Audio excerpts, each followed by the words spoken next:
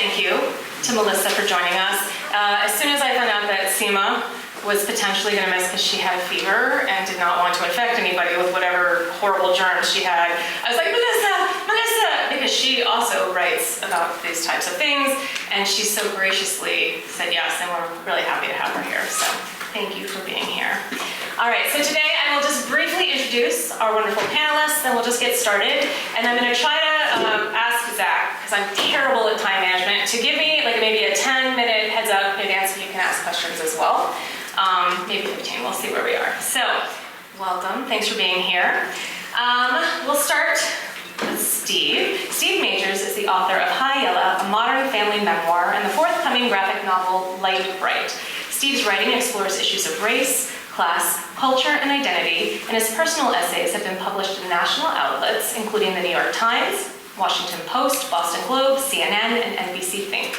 Steve's writing skills were honed as a journalist, and for many decades he worked as a TV producer, first in major TV markets across the country, and then in New York, where he held successive leadership positions at CNBC, MSNBC, and NBC's Weekend Today Show.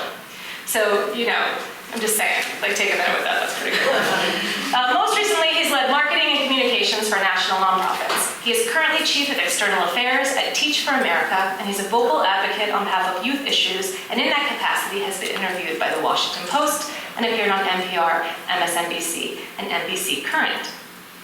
Melissa Scholes Young is the author of the award-winning novels Flood and The Hive. She received the Shelf Unbound Best Book Award in 2017 and 2021, and the Next Generation Indie Book Award in 2023. She's published 2 chapbooks, Scrap Metal Baby and Guinea Pig. She serves as editor of Grace and Darkness, Furious Gravity, Grace and Love, and Grit and Gravity, anthologies by DC women writers. And I really want anyone who is native here, which is most of us, right, to check these out. These anthologies are really cool, focused on DC writers specifically, and there's a lot of parenting stuff that ends up in there, a lot of caregiving stuff. I was lucky enough to have a piece in one of them. It's a really wonderful, wonderful series. And also there's an event coming up. When is it?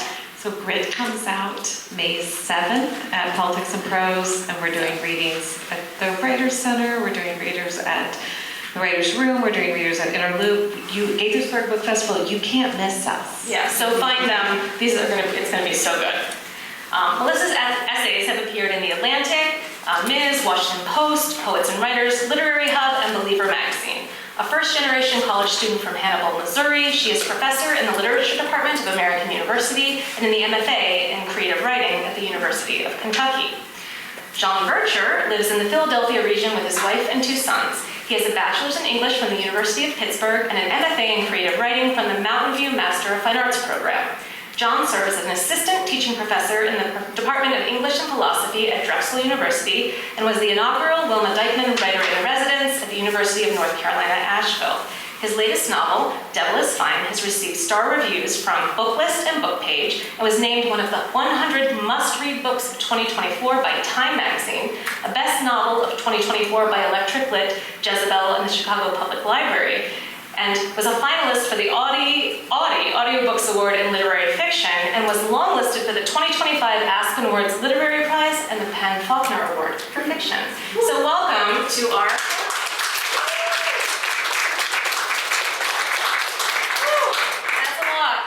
They're pretty exceptional. We're going to start with a general question, move into individual questions, and then get through as many questions for everybody as we can before we open it up to you. So we're going to start with a broad question for anybody who would like to jump in. Some people say, and my group already knows this, my workshop already knows this, some people say we should never write about children or about those we take care of. What do you say in response to that? Who would like to start? Why does this feel like a game show all of a sudden, right? Like I want to win or lose. I'll start. We shouldn't write about children at all. I've been told that, how dare I, and that we should never write about our kids. I don't know how I wouldn't write about my life. And I'm a mother, I'm a caregiver, and so I don't know how I would tell my story and the stories of the people I love without writing about them. I think there's a difference between writing about them and writing about them with grace and permission.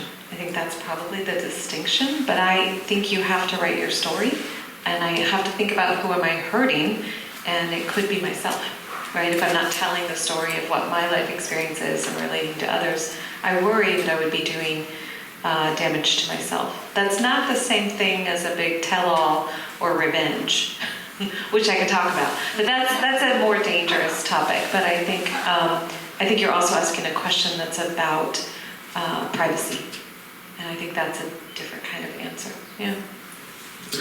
Well, as somebody who has written about their children many, many times, I would absolutely underscore that answer. I think that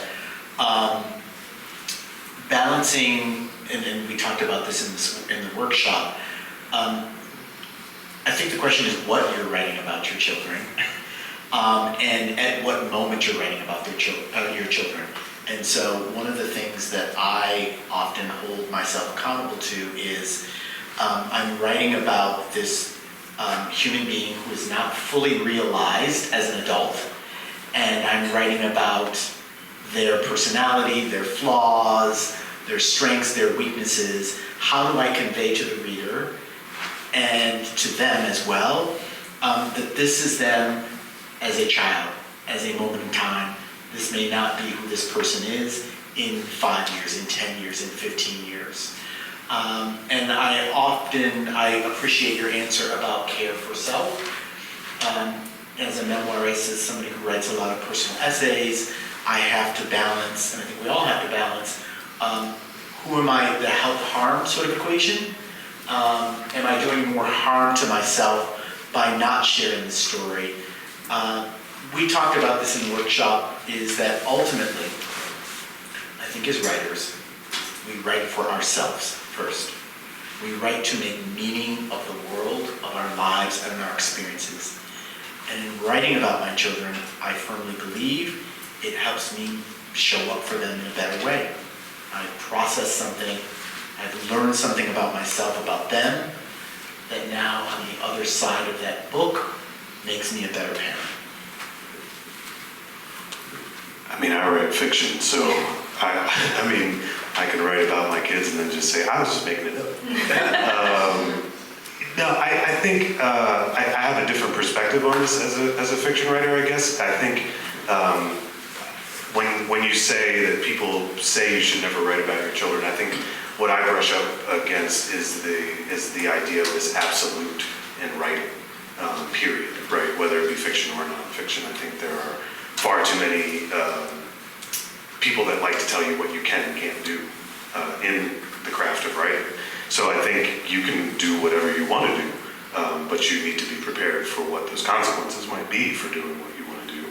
And I also think that whether or not you are writing with the best of intentions, you still need to think about who am I harming with my good intentions.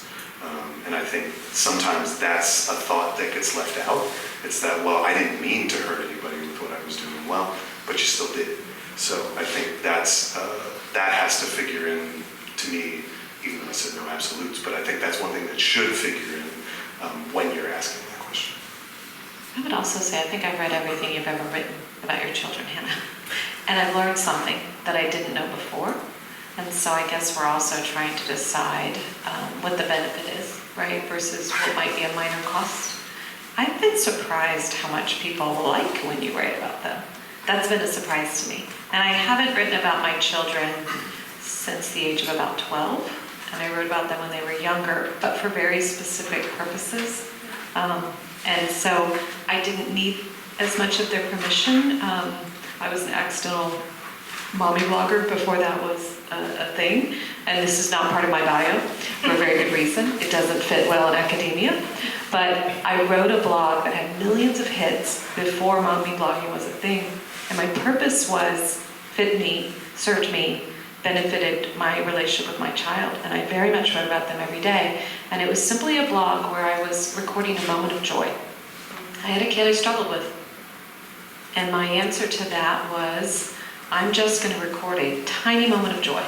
That's it. That's as simple as it is. I'm going to get into a writing practice every single day and record a moment of joy. And I didn't intend for it to have a larger audience. But I think because it had a more specific focus, did I have the permission of a 2-year-old? Absolutely not. She's read it now. She's getting ready to go to college. She loves it and loves those captured moments. But I wasn't trying to make larger meaning of it, right? I wasn't trying to say something. I didn't think all that large about the world. I was trying to, as a parent, focus on a positive, and I needed to retrain my brain. So it served my purpose as a writer, and I think it served kind of a larger purpose that audiences, related to. But I certainly didn't have permission when she was 2 to do so. Yeah. Yeah, and I tell my daughters anytime, I'm like, save it for your book. I was like, we've got enough, so I'm sure they will, if either of them become a writer, they will have plenty to write about me as a parent as well. And I do think this idea of harm versus help, there's a way to mitigate harm. In my memoir, I changed the names of my daughters. Now, those folks who know me probably, or know our family, will immediately know who they are, but it gave them a bit of separation. And I told my daughters this, I said, in 10 years, in 15 years, if you decide to be able to disavow that this is a person, there's a way for you to do this. Your full name is not currently in that book. And those who do not know us would not know that this is you.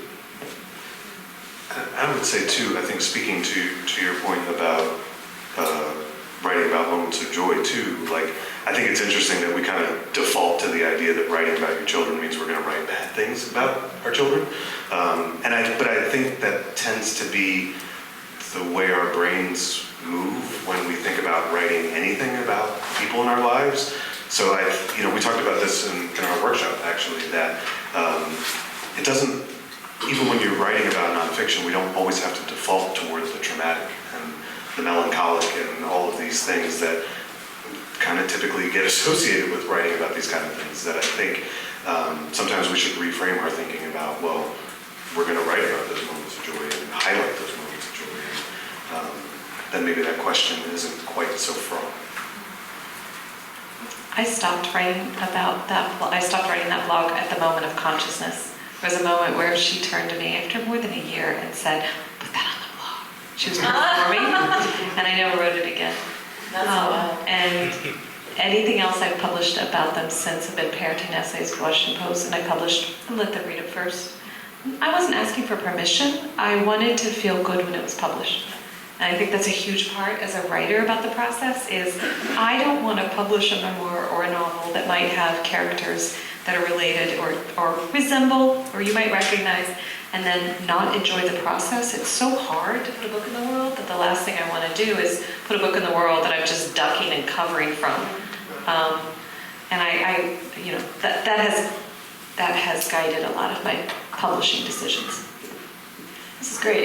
It's so helpful to me as a moderator of a panel to have come from a workshop and to feel like we're all on the same page, just vibing without even having to talk about it in advance. So it's pretty great.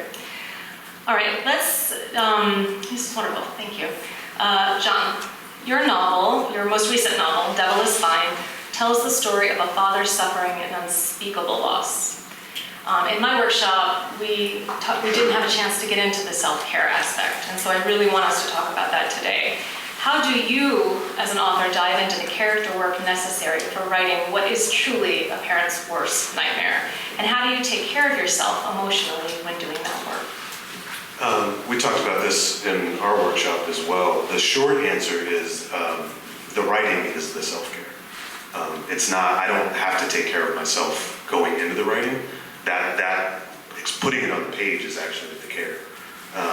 In specific, the story and that element of the story came to me the first week of the pandemic, because obviously, to your point, it's our worst nightmare as parents to think about losing their children, and that's all I was thinking about that first week, because we had no idea what was happening at that point, right? And it was having the feel of every dystopian novel we've ever read, right? It was like, this could be the thing, this could be that virus, and I'm going to have to explain that to my kids, and I may have to watch them suffer.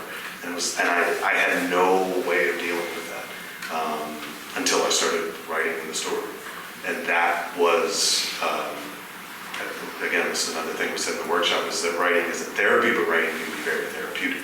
And that was, getting that on the page was the best thing I could have done for myself. So yeah, the writing is the cure.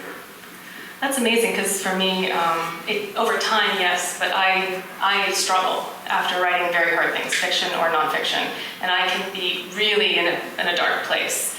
And I think that can be an issue. So I'm jealous, first of all, and I get it. Is there anything that either of you add about what you can do? Because I have like a whole process of trying to like not be like after. I agree with John that fiction has to be maybe more emotionally true than nonfiction. Nonfiction, I can give you facts, I can give you my take, my observations, but it's really up to the reader to determine the emotional resonance of it. But I feel in fiction responsible for guiding my reader on the entire path. And that's a lot more work. I've written 2 novels, edited 4 anthologies. I just finished my 3rd novel.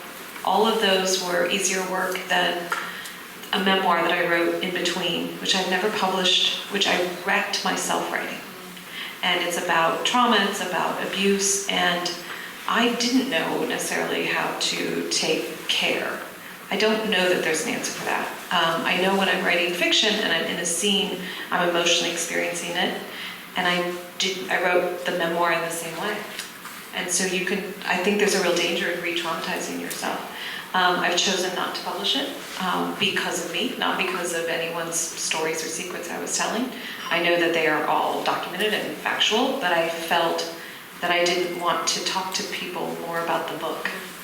And I didn't want to be on a panel like this and have you ask me a question that was going to leave me for another 12 hours, in my bed.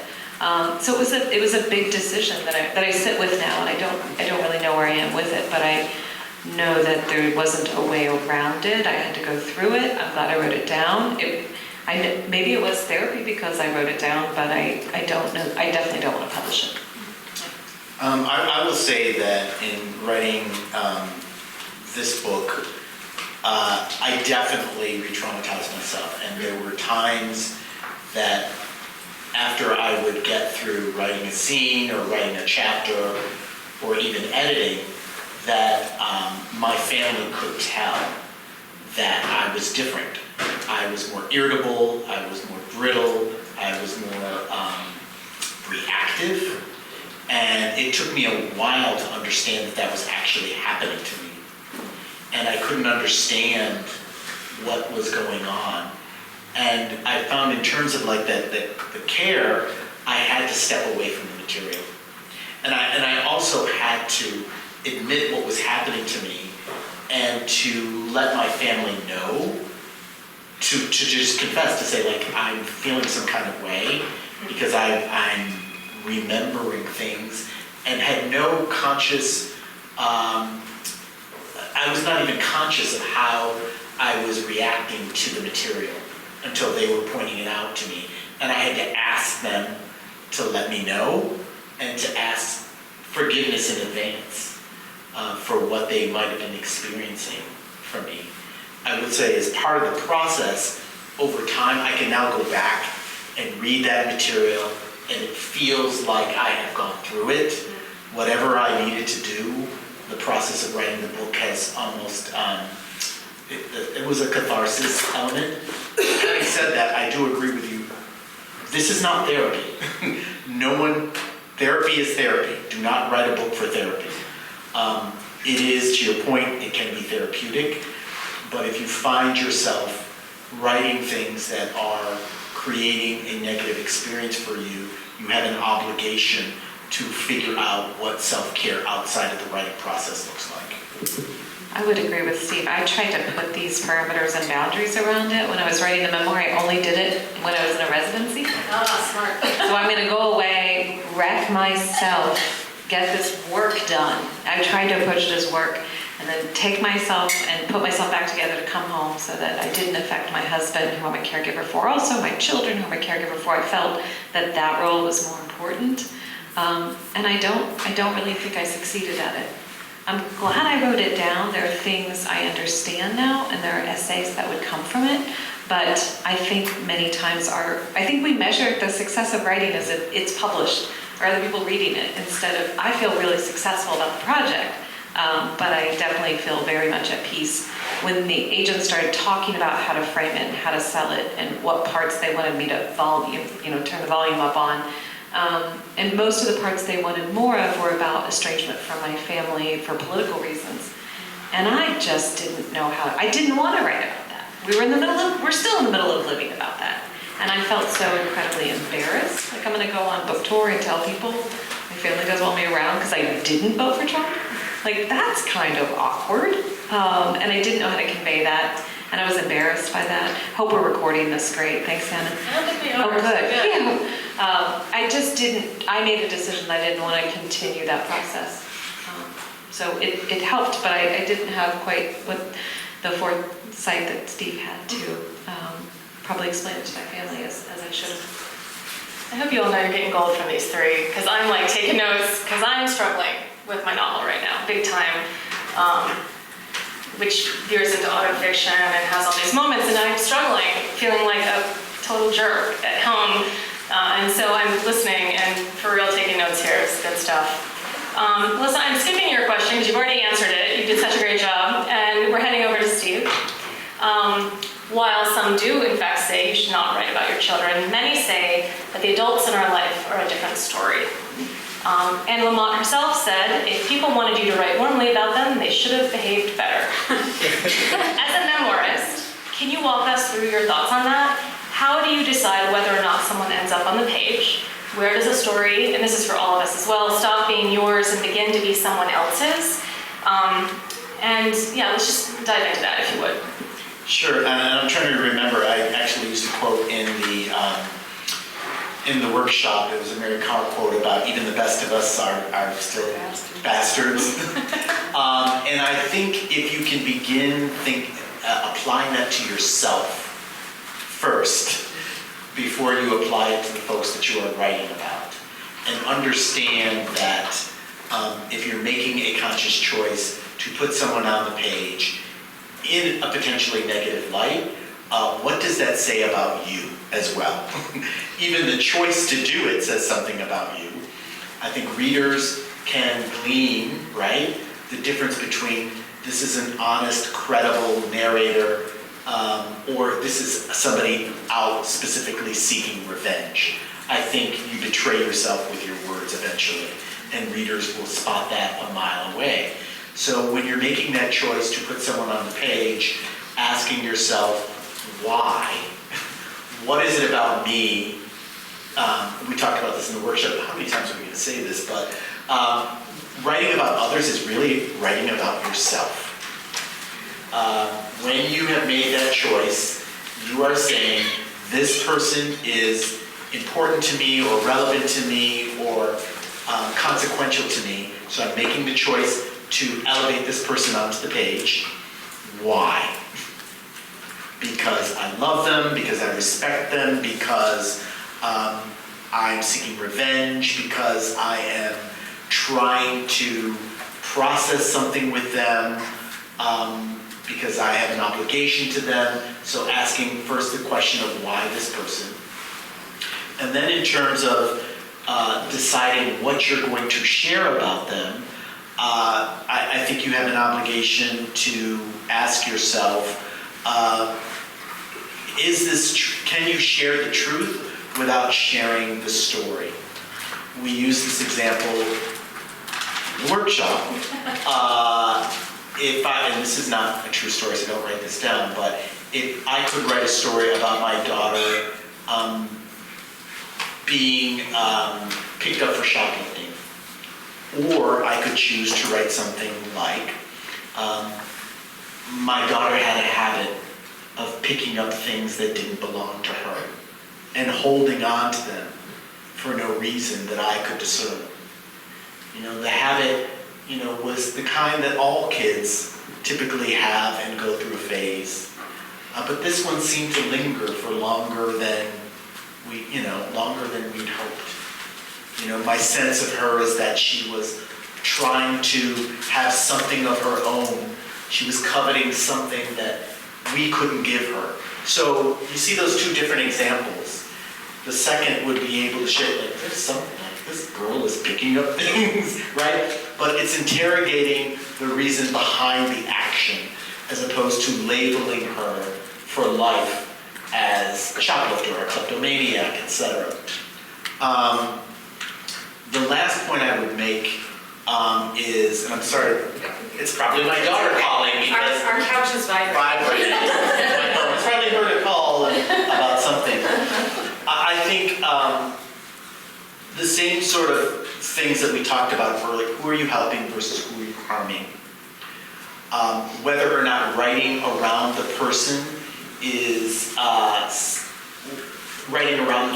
possible. Determining what is the altitude of the detail that you're going to offer. Someone in the workshop offered this as an example. You may not seek consent, but have you gotten their consideration? Which I thought was a powerful way to determine, like, would you be willing to sort of give them consideration? And the last point I will make is, have you left room for this person or the story to change? Have you locked them into a narrative that this person is and will always be? Or have you given room for the reader to be able to discern that this was a person at a moment in time, that they may change and evolve and may be different over time, and that even you returning to the story in a different phase of your life, you might be telling it differently. Please sit with that. That's, wow. Like, I'm just struggling to like move on because I'm thinking about that a lot now immediately. That's really, really helpful. Did you have something you wanted to say? Cheryl Strait says, if you're going to show an ass, it better be yours. Like, but that's her measure of writing cruelly about someone or in a way that's revealing. Like, it's okay to show yours, but not someone else's. I will also say there are times in which I've decided to write about a person and I've asked their permission to do so. And that process has always surprised me.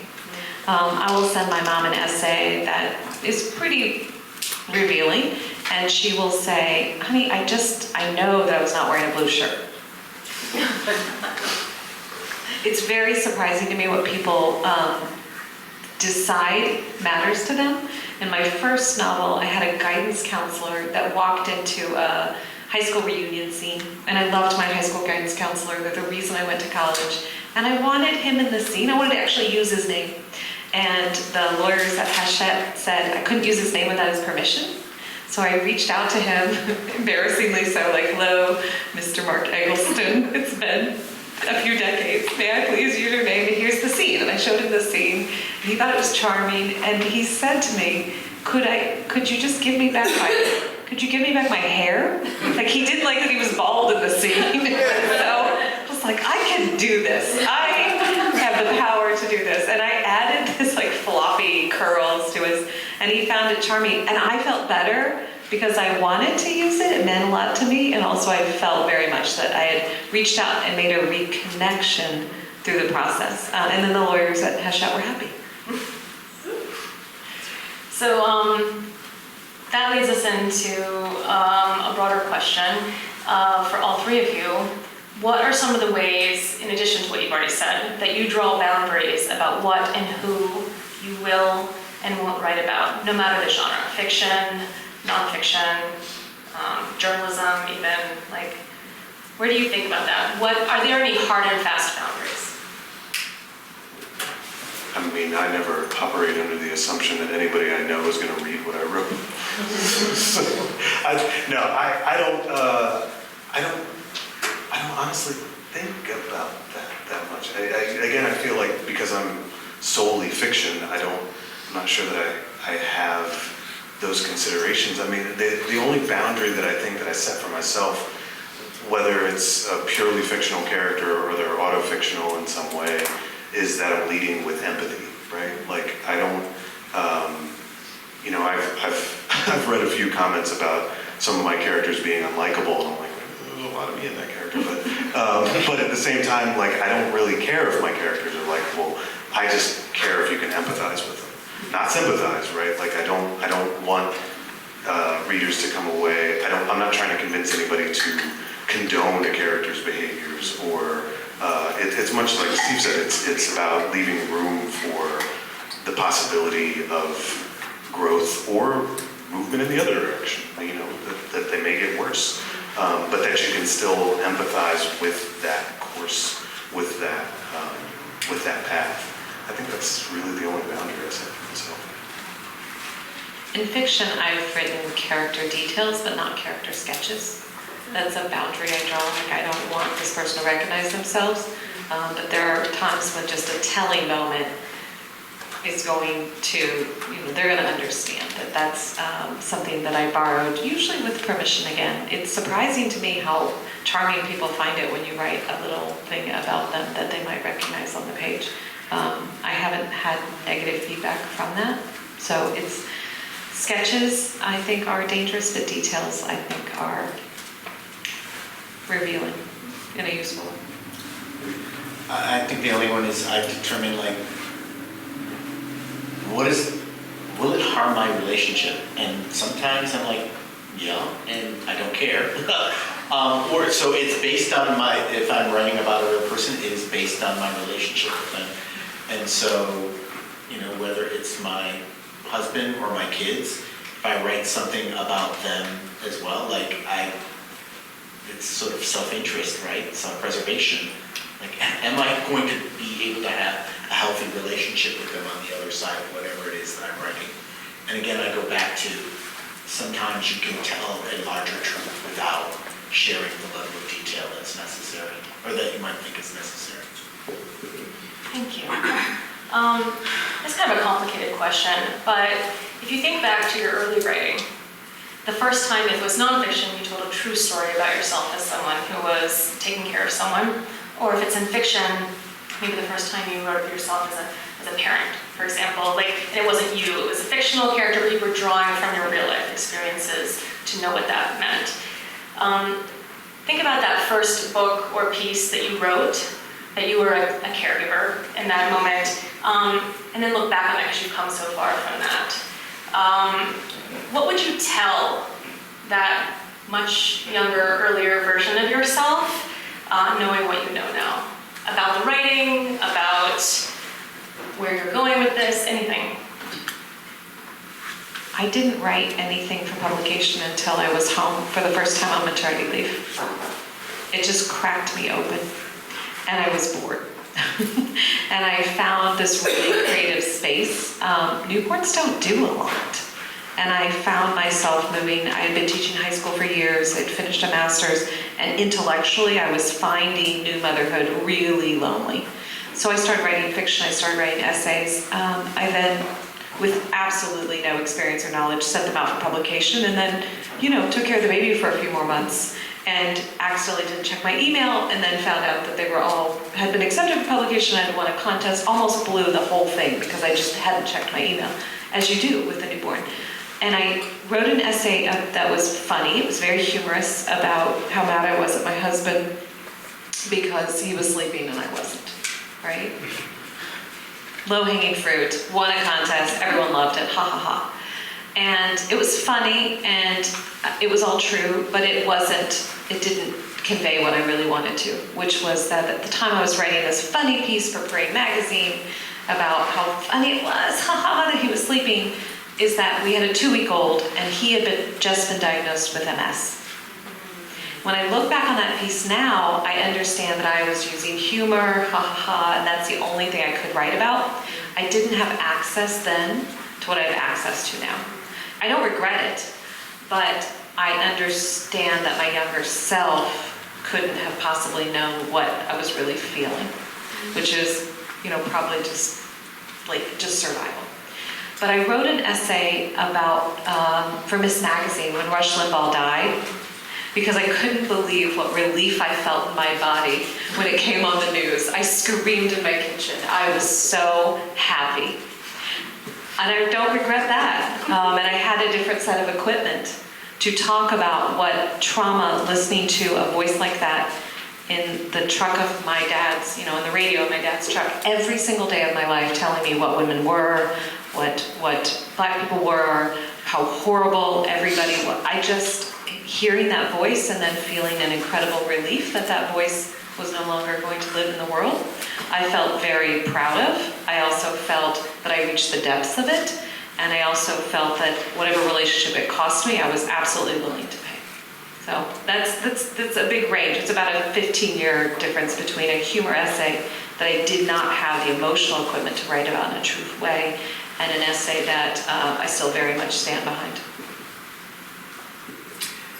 Sorry, I had to send my daughter money. Right? She doesn't care. It feels we're like on brand across the board here. Yes. It's much too easy to send them money. Yes. I would just say that we talked about sort of leaving room for there to be change and growth. The same applies to you. And I find that I would tell myself to sit with, and so far, I've not written anything that I've regretted. We'll see, in 5 years I might feel differently, but sitting with the material for a period of time and coming back to it. And, even if it's asking yourself, like, what is the sense of urgency that this has to be out in the world, potentially?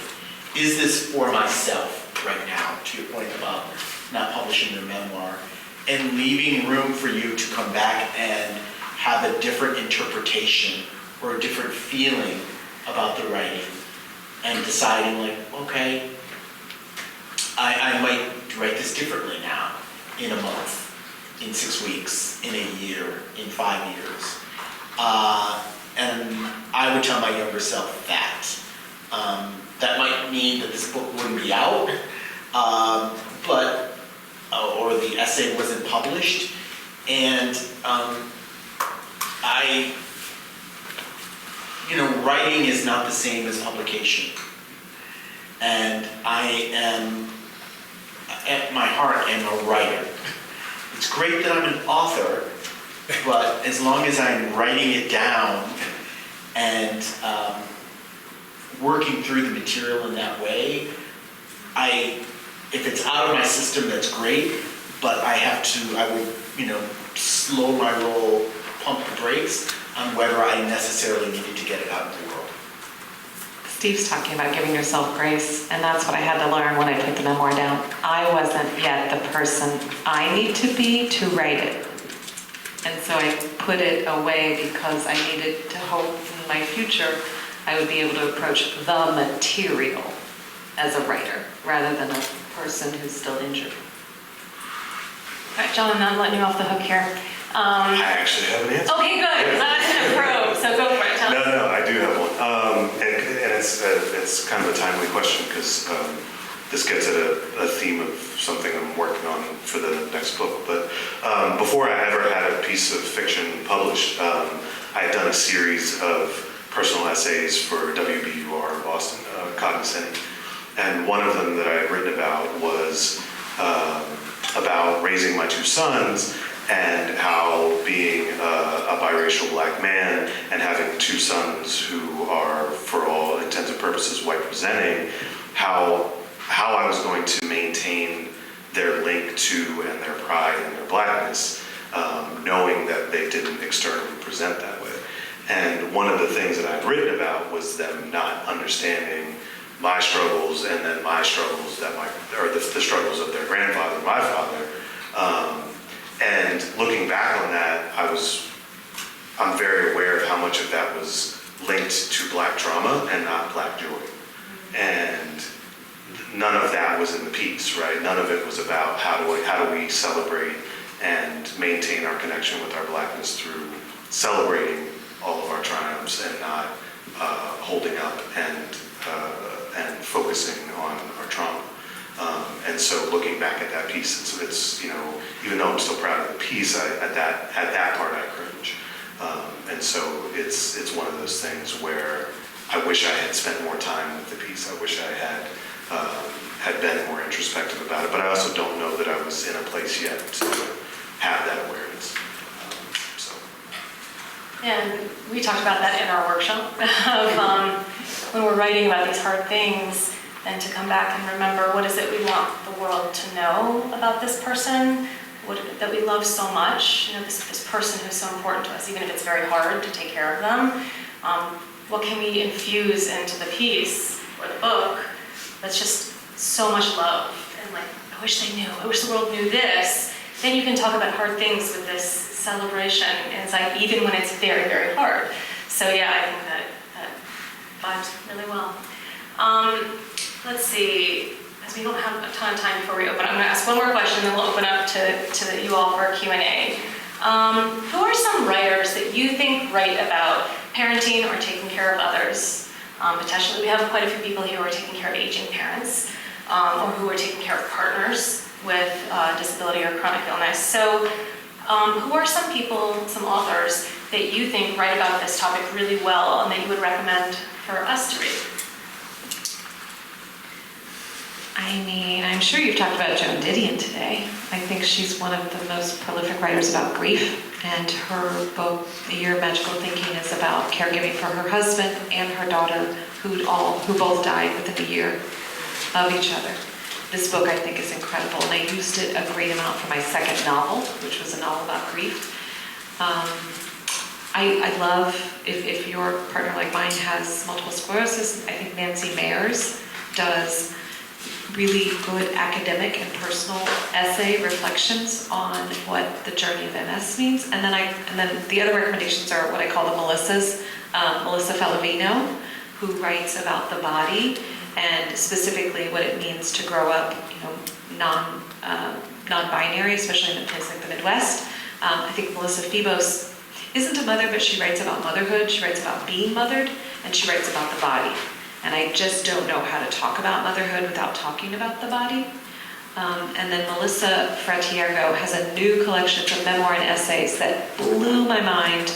And it's called, Perils of Girlhood. I think Melissa Febos is such a good book, and it's a book I've been waiting for, knowing her for so long. It was really quite profound. And again, it's talking about the body, and it's talking about motherhood, and it's talking about caregiving. I don't know how to distinguish those things. I never thought about the Melissas like that, the Melissas. You're absolutely right, those are all incredible. We even talked about Melissa Febos in our workshop. These are all like writers I know and they're amazing. Excellent. What do you guys think? I couldn't top that list. I couldn't. I was like, yeah. You gave us the questions beforehand, and I'm a Virgo, so I came with a list. There are two that leap to mind for me. I don't like. It's not. They don't write about these things, I don't think, as a recurrent theme. But two books that just recently I think are really excellent examples of writing about caregiving fiction are The Year of the Rat by Mark Anthony Richardson and God Bless You, Otis Spunkmeyer by Joseph Earl Thomas. Both very stream of consciousness books, but both, particularly Joseph's book, is more about caregiving in the realm of healthcare. But there's a passage in there. I was a physical therapist for years before I was a writer, and he has a scene in there that is just very delicately and tenderly written about caring for someone who has fecal incontinence. And it's just done in such a delicate, respectful, dignified way, but not with like flowery, overly wrought language that just makes it feel real, but also makes you feel, if you've ever been a caregiver in that situation, makes you feel very seen. So those two books, I think, I would highly recommend. And so I'm going to call everyone out here. Steve has a book over there that you can purchase from him, and he will sign it for you. But I don't know if Melissa brought any books, because I don't think I told you to. That was on me. But John was supposed to bring books, and having read both of their books, we blame his publisher.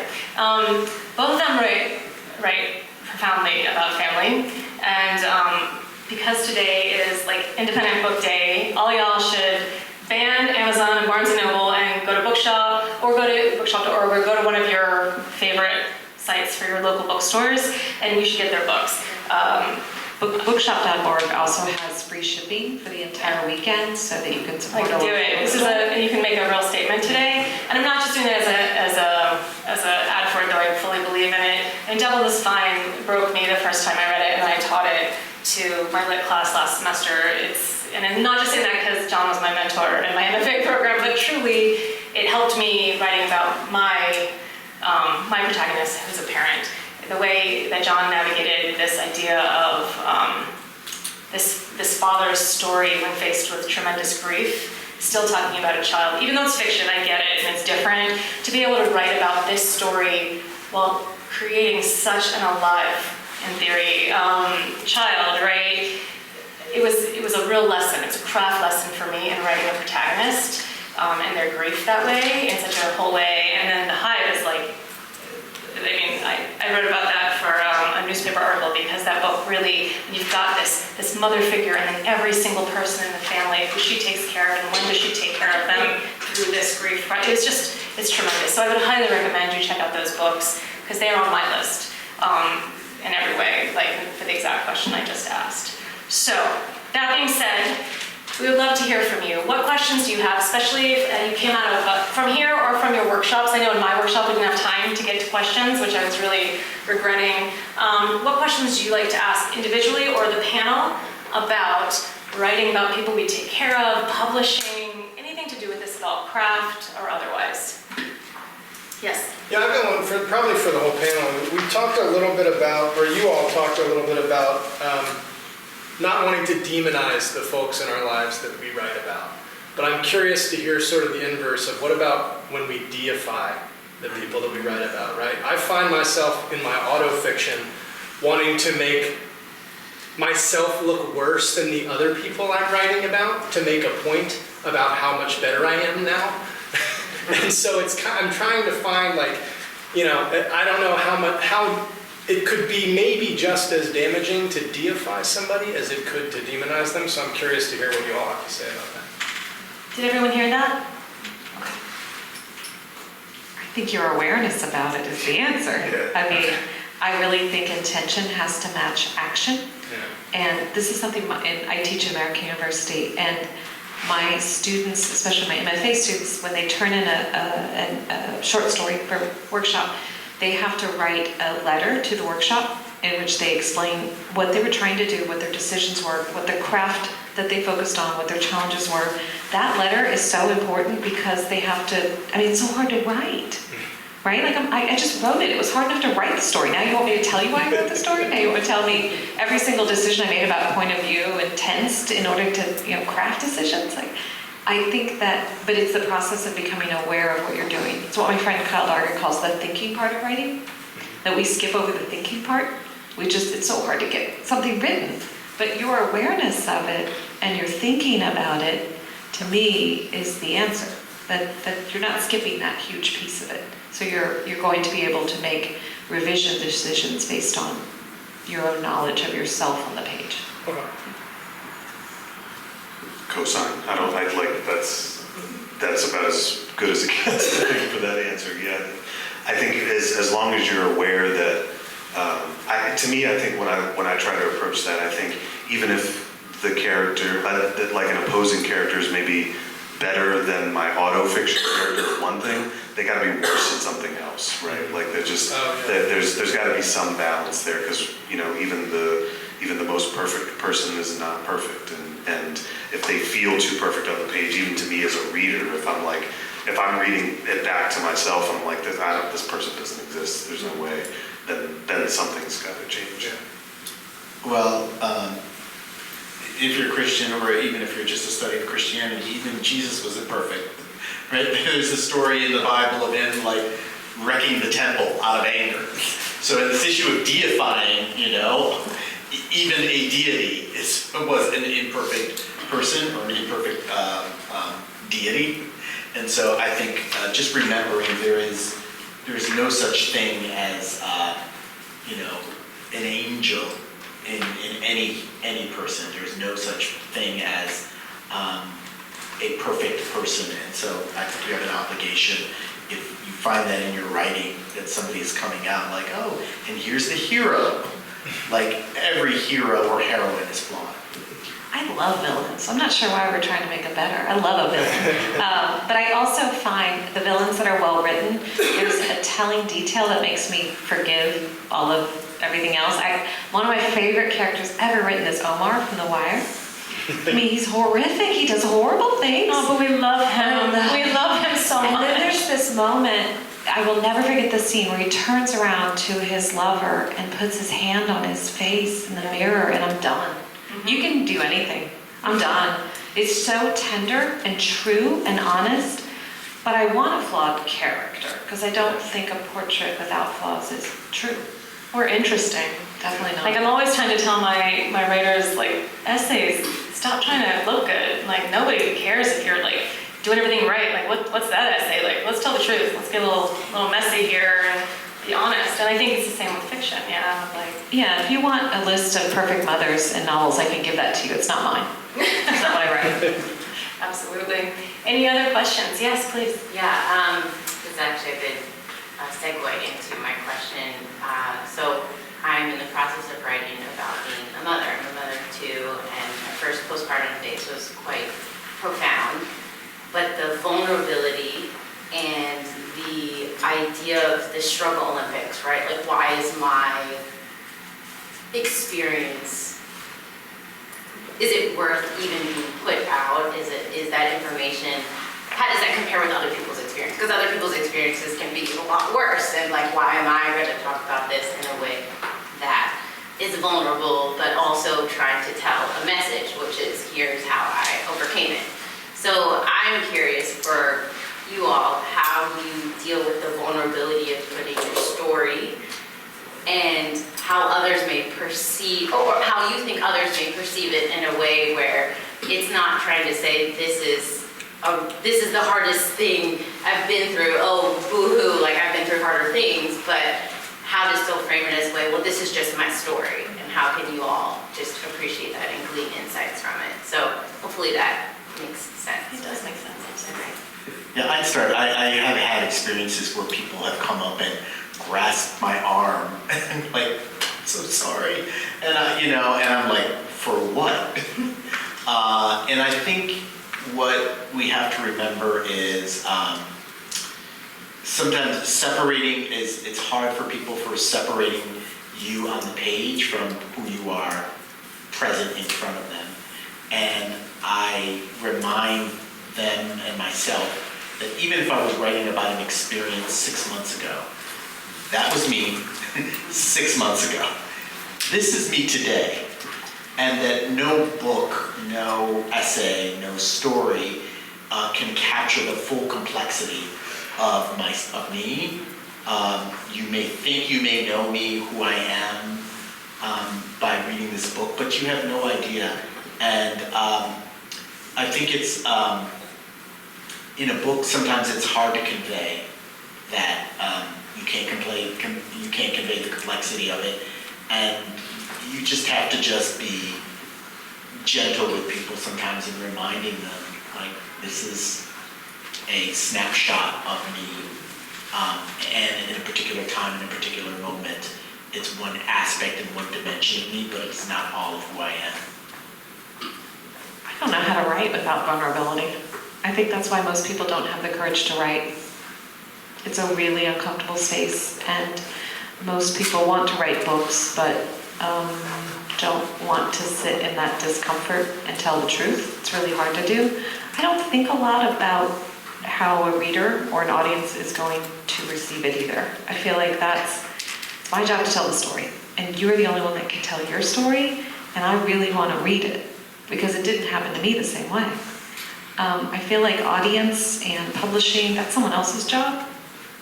I also say that with the privilege of book contracts, right? So I understand also the sort of desperation and desire to want to get something published and what you might be willing to do that. But I don't know how to write anyone else's. I can't write your story. And so I think I would worry less about my reader and more about you. My publicist says, back to me, all the time. And I'm trying to retrain my brain that way, but it's a publicist's way of thinking versus a writer's way of thinking. I'm thinking more about how do I care for someone who's going to read the work, and how do I care for someone who, you know, might connect with the work. That's a lot more responsibility, but I can't do that in the first draft. Yeah, I mean, I would largely echo that. I think I don't think about readers when I'm writing, except me. Like if the advice I've always given students that I've worked with or other writers that I've worked with is you got to read the book or write the book you want to read. And if you start to let those thoughts come in as to how other people are going to receive it or what they think, it's going to cripple you. I think, and you won't write the most honest version of the book that you can write. I mean, all you got to do is go to Goodreads and see that there's no book that is universally loved by everyone. I don't think. You know, so I think write the book that feels truest to you. The readers that you want to find you will find you. And if I could add in something, just 'cause I think it applies to what you were saying, I have students and clients all the time say, yeah, well, I don't have as bad a story to tell. I don't have as hard a story to tell. My experience isn't that bad. Why do I have nothing to say? But I just really don't, first of all, believe that it's about that. I think everybody has really interesting stories because you and I can both get our hearts broken in the exact same way technically and have a completely different story to tell, right? And if you change in the piece, it's a poem, a story, a novel, an essay, if you change, only you are changing in that way. And so it doesn't matter if it's like, oh, she changed in a really worse way, oh God, 5 people died. No, like in that moment, you dropped your coffee and it dropped on your lap and that guy said that thing and now you're different than you were at the beginning and I'm interested. So I think that's really important to remember that it's not about trauma per se. It's not about, oh, the change is profound. It's just a change. Oh, we still have 10 minutes. Awesome. Yay, I thought we were almost done. So that's my answer. And then I get a lot of people to write that way. And I say, don't try to make it bad. Just like tell me what's up, right? And it works. It really does. Did we answer your question? Because I'm feeling, okay. Question. I actually wanted to respond to that and say, my God, please write honest accounts of what motherhood is like, other than Pampers commercials and what we've been fed. I think there's such a disconnect between the experience of parenting that's projected upon us commercially and the absolute shock that that's not actually what it is at all. And the more that people tell those stories, maybe being like, well, I'm just struggling, with the struggle Olympics, and it's not that big of a deal. It actually is. Please keep telling us the truth so that future parents aren't shocked that it's not what we've been told that it is. And I just think we need more voices in the zeitgeist who are being authentic about what parenting is, even in the best of circumstances. I'm going to say really quick, and then give it to you. Go into the literary journal world. Is that what you're going to say? Yes. Because that chicken soup for the soul that vibe is why I left freelancing. I didn't want to write freelance essays, even about really hard things that we wrapped it up in a nice little package anymore. Like it was just at the surface. There's a place for it. But I needed to write what was real. And I went into literary essays first, and memoir, and then went into fiction. And now I'm writing a really messy novel about being a mom. And all of that came alive for me in the literary writing world.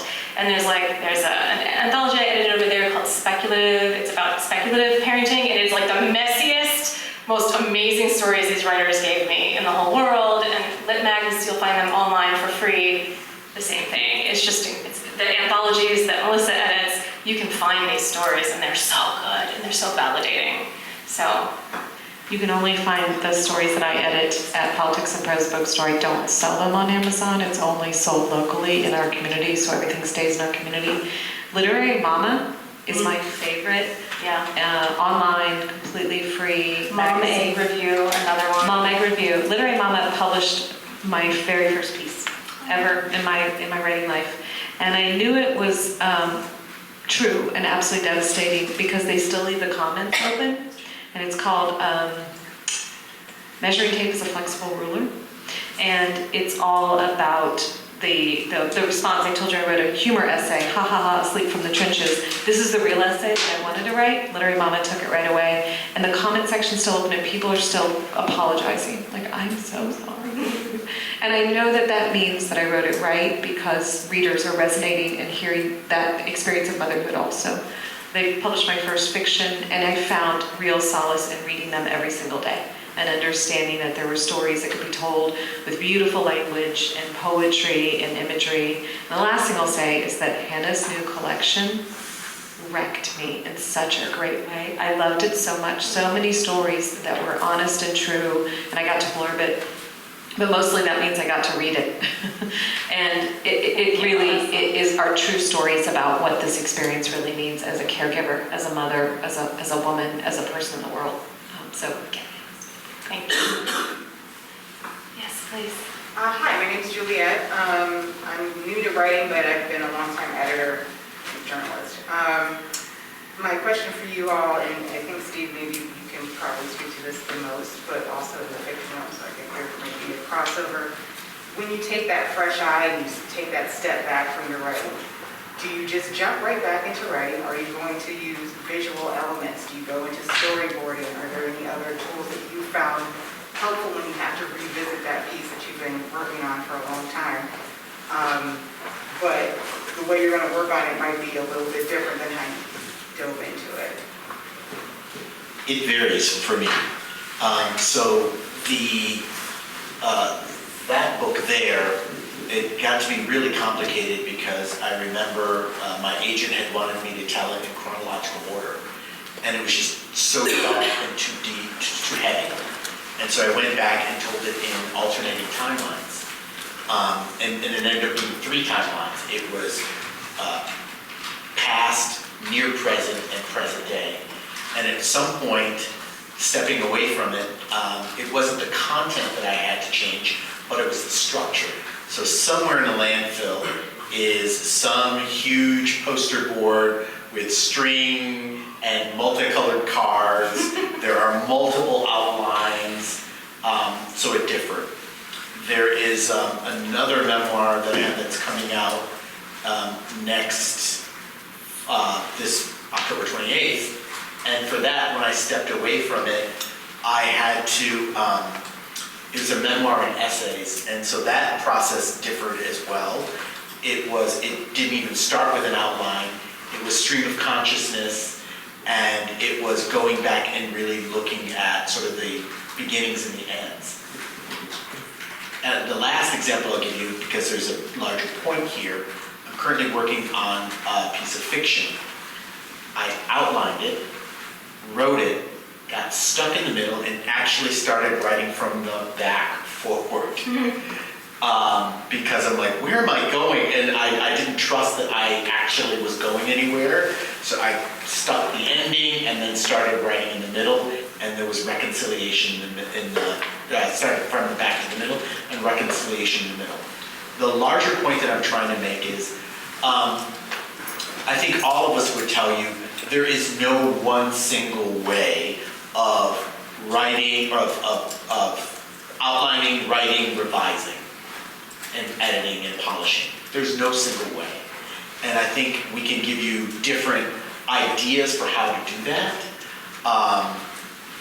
In all 3 things that I've worked on, all 3 books, there has been a period where I have literally had to put it down and just go write something different to get out of my head, to give me a fresh perspective, and then be able to go back to the first thing that I was working on. But I'd be curious what others have to add to that. I guess it's me. I will probably be very unhelpful here because I'm the messiest writer I know. I don't outline. I don't think I've ever used a flashcard. I think my only guiding principle is, am I having fun? And if I'm writing and I'm not enjoying either reading what I'm writing or the process is just not fun, that's when I step away. And I come back when I feel like what I'm putting on the page is a good time. Even when I'm writing about heavy topics. But I can't say that I've ever, across 3 books, had a time where I had to step away for an extended period of time and then come back to it. Usually once I've thought about the book long enough, I'm with it sort of till the end, and never haven't experienced that need to take a break. My answer is yes and yes. We just sold our family home. And the first thing the realtor said when she walked into my tiny little office was, "You have to take all of this down." The realtor was like, "No one can ever see this room." It looked like, the lair of a serial killer because I use the walls. I write, my novels are about rural culture and Mississippi River, and so I'm always keeping track of flood stages, river stages, I'm keeping track of seasons, so I write everywhere, and I have a ton of things I print out for inspiration, for ideas, for just it's a picture I want to look at, I don't know why I'm drawn to this. I do a lot of plot mapping, and I use a system, and I'm actually teaching a workshop on this at the Gaithersburg Book Festival, it's totally free. I do a lot of plot mapping, and I use a system called Save the Cat by Blake Snyder. I didn't invent this. All I'm willing to do is show you how I use it. And Blake Snyder mapped 13 plot points of most romantic comedies and why they have emotional resonance for us. And in Blake Snyder, the worksheets are available completely free online, and Blake Snyder has adapted, he wrote it about screenplays, but he's adapted it for novels too. And all I do is take those 13 beats and I cut and paste them into a Microsoft Word insert table document. Really high tech, right? And I create columns for each revision that I'm doing according to whatever I need to keep track of. So for my second novel, it was 5 different point of views. And I was often writing each chapter from 2 or 3 point of views to figure out which character had access. So that means I wrote 5 books, essentially. I don't recommend it, and then chose, one character for the point of view of that plot. But I make columns for like my agent's notes, and I try to distill her notes in a column. I'm getting ready to go back in for a 3rd revision of my 3rd novel, and so I'm creating columns that are little assignments for myself. Because the idea that I'm going to rewrite a novel is just insurmountable. So I have to make little assignments. I'm not going to rewrite my novel. I'm going to work on what's wrong with my point of view in chapter 3 for these 3 hours. That's it. That's all I have to do that day is that little tiny box, what Anna Mott calls the little photo frame. So I use a lot of spreadsheets, and apparently they look very alarming to other people. So that's a great place to wrap up because, as you can tell, everyone's totally different. The first time I ever heard John say he doesn't really edit, he edits as he goes. I almost had a heart attack because I'm an editor. That's my #1 job is editing people's novels and memoirs. And I was like, "You don't edit?" And he's like, "I edit as I go." And I was like, "I've been working to stop doing that, and this is literally what you do." So we're all so different, all of us, right? So you find your process of what works. We've got 3 people with completely different processes who are highly successful in their fields, right? So it's pretty cool stuff. I just want to finish with one note to my writer colleagues. Sometimes writing isn't fun. With all due respect, a lot of times writing is not fun. It's really, really hard work. And if it's not fun, that's okay too. It's not like you're doing something wrong or whatever, but sometimes it's really not fun. So. Meeting writers is fun. Yeah, for sure. My only counter to that would be hard work can still be fun. Yeah. Satisfying. And really painful, hard things, which some of us are writing, can find a path through it and be very rewarding, even if it's not fun, right? So there's different ways. You can't tell me that whole book was fun to write, because that was a devastating, you haven't read. That was easily the most fun I've ever had. Dude, that book is takes your heart out of your chest. But I take joy in the process. And maybe part of it is because this is a second act for me in some ways, right? That I was in a completely different career. But I have so much gratitude for the ability to write and the fact that somebody wanted this book, and that I had a story that I thought would be important and interesting to tell, and the fact that I was able to write it, and that parts of it, we talked about this in workshop, that parts of it, while they were definitely not therapy, were therapeutic, that it allowed me in an autofiction venue or an autofiction lens to address things in my life that I hadn't been able to address in real life. Like, there was a great pleasure in that, and that was fun for me. And we're not, like, there's a difference between writing hard things that are very painful and difficult and you push through and there's value to it, and like hurting yourself, right? We've talked about that just a little bit here. You don't harm yourself. If you are, then we need to reevaluate why we're doing what we're doing. But you can write very hard things and take great joy in the act. And I think that's the difference, maybe. Showing up for the pleasure of it, I think is what you're saying. Like, I don't want to write for that voice that's like punitive and you're doing all this wrong, Melissa, and who do you think you are? Like, I want to go on a date. I like set my table the night before, have my favorite drink, a reward afterwards. Like, I want to think about it as a joyful process, even when I'm writing hard things. All right, we're gonna get in trouble. Zach, come on up. Thank you all. Can we please